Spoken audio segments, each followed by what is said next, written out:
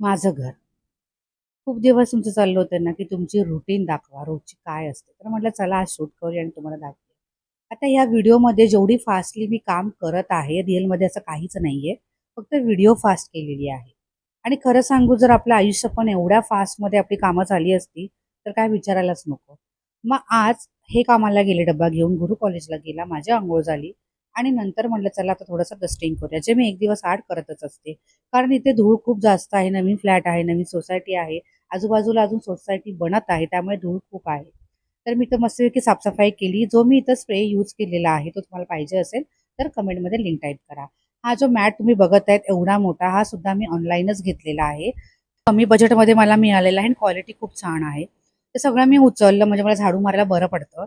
आणि इथे मी मस्तपैकी सोफ्याला एक कव्हर घालून घेते. ते पण मी ऑनलाईनच मागवले आहेत आणि क्वालिटी खूप छान आहे. त्यानंतर मी इथे आता लादी पुसायचं काम घेत आहे. हा मॉपसुद्धा मी ऑनलाईन घेतलेला आहे.